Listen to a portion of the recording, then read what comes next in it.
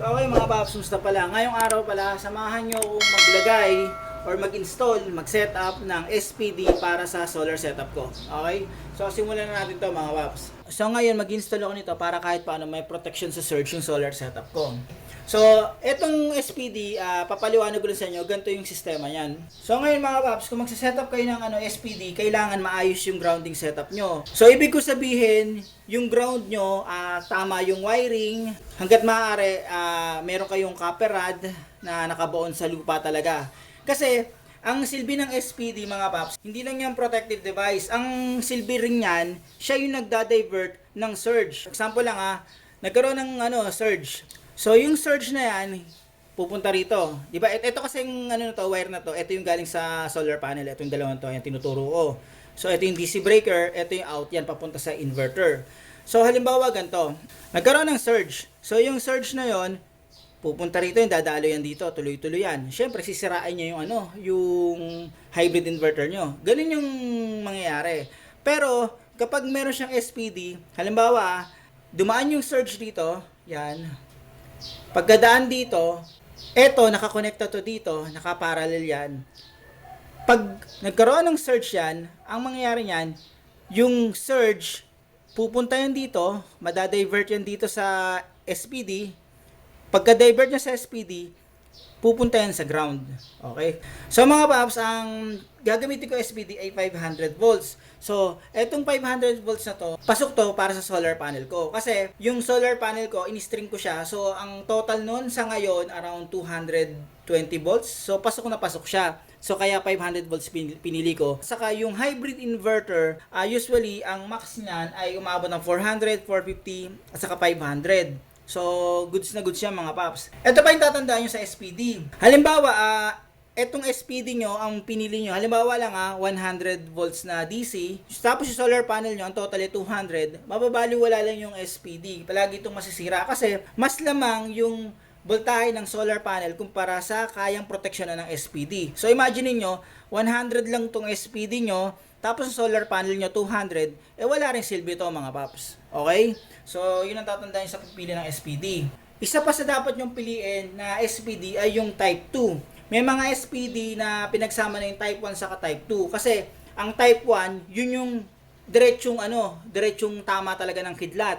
So yung type 2 naman indirect yung tama. Sobrang malas nyo kapag tinamaan diretsyo ng kidlat yung solar panel nyo. So mas maganda pumili na lang kayo ng siguro type 2 na lang.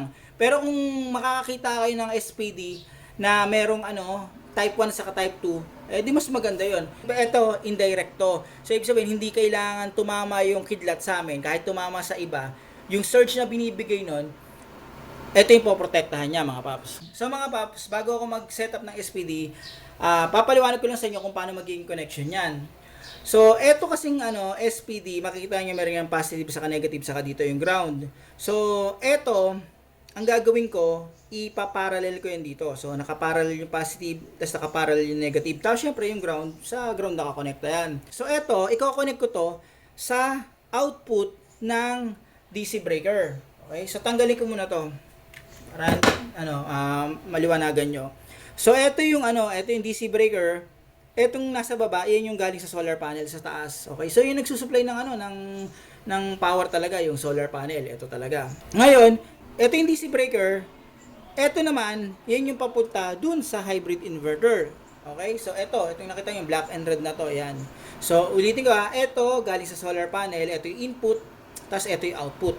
Okay? So, ito, SPD, i-connect ko to, ipaparallel ko to dito sa output side. So, bakit? Wag muna natin isipin tong SPD Pag-usapan muna natin tong sa circuit breaker. Ngayon mga paps, sa circuit breaker kasi, kahit AC or DC yan, ang pinoprotektahan palagi niyan ay yung load side or yung output side. So, halimbawa, siguro ito, yan, ito. Ito yung load side. Halimbawa, meron niyang ilaw dito, o kahit wala nang ilaw, yan yung load side na lang. Ito input side. Ang mangyayari yan mga paps, ganito. Halimbawa, andito yung load side, ito, ilaw o kung ano man yan, sample lang yan nagkaroon ng shortage dito sa dalawang wire na to. Nagkaroon ng short. So, yung current na papasok dito, pumapasok yung current dyan, di ba? Ngayon, ang nangyari, nagkaroon ng aksidente, nag-short dito. So, yung current niyan, papasok, babalik yan dito. Maglo-loop yan dito sa circuit breaker.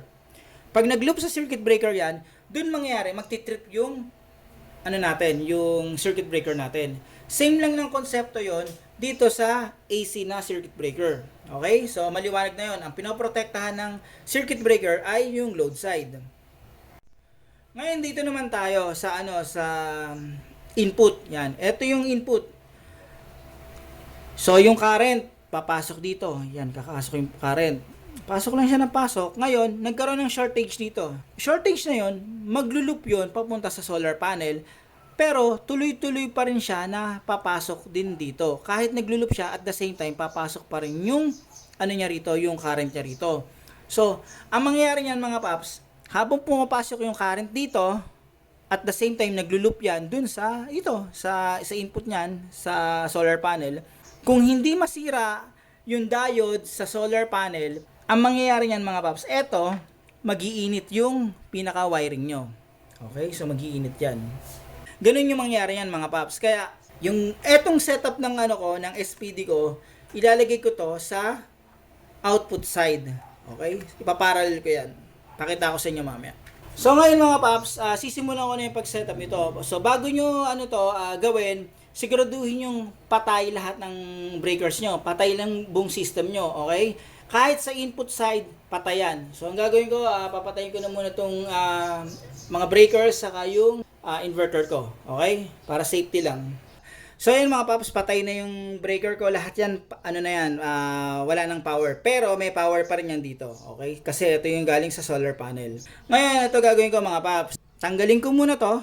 Ito, yung load side. Ito siya. Para maipwesto ko na maayos. Okay? So, tanggalin natin yan.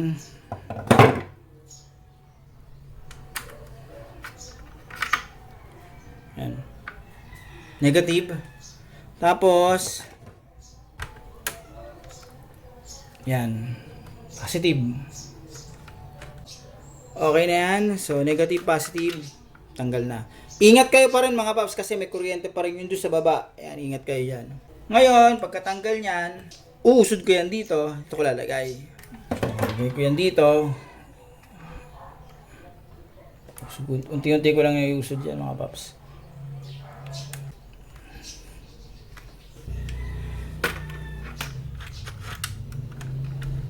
Yan. Okay, so ganyan na magiging yung posisyon yan. So ayun mga paps, nakakabit ko na siya. Ganyan na magiging setup yan. Ngayon, mag-wiring na ako. So dito, nakita nyo to, ipaparallel ko yan dito. So, nakalagay naman yan, positive eh. So, positive, positive, tas negative, negative. Okay? So, ganun na mangyari dyan. Kukuha na lang ako dito ng wire, na PB wire. Kasi yung PB wire ko, mahaba naman eh. Itong nasa taas. Kuha na lang ako yan. Ang parallel ko lang dito.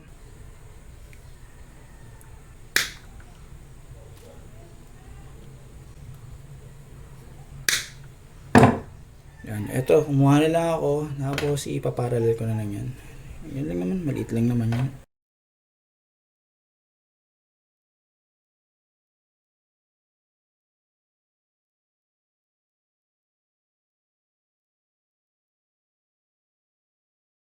Ngayon, yung dalawa ko, gagawin ko rin. So, eto, ipaparallel ko yan. So, yan, nakagawa na ako ng ganito. Yan, ito yung pang-parallel ko. So, ito, kukunin ko to dito. So, positive. Yan. Positive. Open ko lang Yan. Positive. Yan. Positive. Tapos, yung positive. So, kukunin ko ngayon itong kabilang side dito sa SPD. Okay, so, ayan siya. Ganyan lang yan. Tikit na ba? Okay na to. Okay, sa kabila. Okay, so ito. Negative naman tayo. So, negative.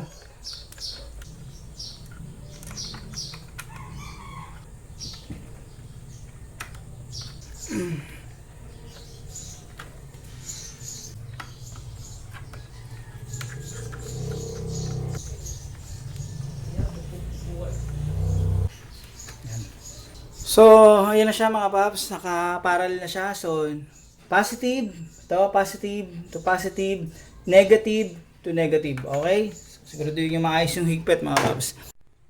So, next natin mga paps, ilalagay ko na yung ground dito. Yan, dito. Yan, okay? So, ito siya. Yan, nakalagay siya dito. Ilalagay ko na lang yan. Ito yung bus bar. Yan, ito yung bus bar niyan. Okay, itong yan, yung pinaka-bus bar ko. Para may access ako, tanggalin ko muna to. Ayan. So, pasok ko siya dito. Ayan.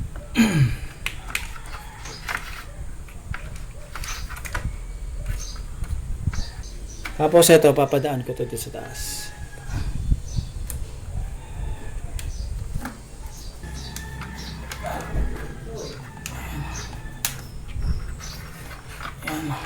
Okay.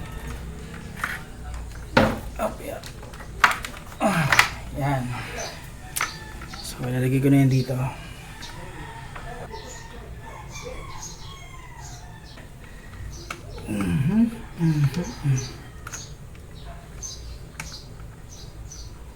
Yan. So, okay na yung pagkakaset up ko ng bus bar dito. Ngayon, dito naman sa kabila. Sa akin ito wala ito talaga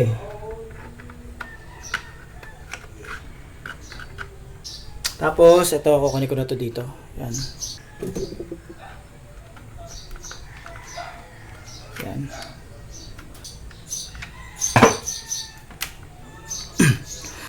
Okay, so test ko lang mga paps. So ito siya. Ayan, okay, meron naman. So all good yan. So ayan mga paps, okay na yan. Ngayon ibabalik ko na to. Itong tinanggal ko rito. Tinanggal ako rito ito. Balik ko na yan.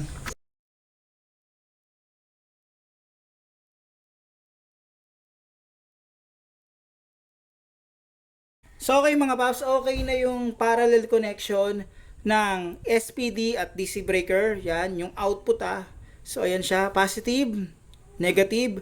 Tapos yung grounding niya ito. So yung ground ko, ayan siya. Diretso yan dito sa bus bar. Tapos, yung isang connection niyan, yung wire na to, papunta yan dun sa grounding ko, sa inverter. Papakita ko sa inyo mamaya. Tapos ng mga paps, eto, yung wire na ginamit ko rito para sa grounding ay 10. Okay, so 10 AWG yan. Mas maganda, mas makapal. Kung gusto niyo ng safe, pwede kayong gumamit na 8 AWG. Mas goods yun. Pero kasi sa akin, ito, tira-tirang wire na lang, kasya naman dito, at naka 10 AWG, so ginamit ko na lang. Wala namang problema sa wire ko Ngayon, dito tayo sa grounding sa taas. So, dito naman tayo sa grounding sa inverter. Ito siya. Ito yung grounding ko, na grounding wire. Kukunin ko yun dito. Okay, tapos ito yung ground na itatap ko rin dito. Magkakasama yan. Etong wire na to, manipis to So, siguro next time, pag nagka-budget ako, papalitan ko rin to. Okay, so pansamantala lang to. Ayusin ko na to mga paps. So, bumili kayo ng ganito eyelet para hindi kayo mahirapan sa pag-ground. So, ito siya.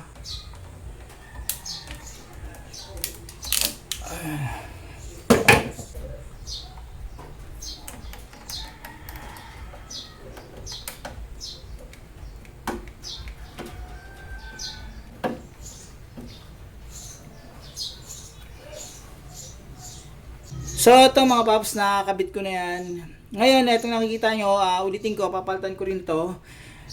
Siguro papalitan ko to ng kahit 12 or kung magka-budget ako, gagawin ko rin tong 10. Okay, 10 AWG. So ayan, bubuhayin ko na. So unahin natin buhayin yung breaker. Okay, sunod, inverter switch. Okay.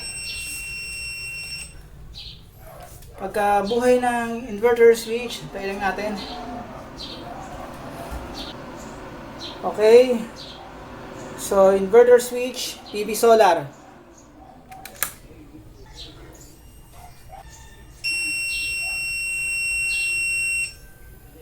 Okay na. Pagkatapos ng solar, AC input. So, ito yung AC input. Yan. Okay. Tapos, Okay na siya. AC out ko na. So all goods na yan mga paps. So ayun mga paps, tapos ko nang ma-setup to. All goods na siya. So ito, ibabalik ko na lang mamaya. So ganun lang yung pag-setup ng SPD. So importante yung SPD para kahit paano, yun yung magiging sakripisyo na masira kaysa buong sistema nyo. Okay, so yun siya. Ito DC SPD lang eh.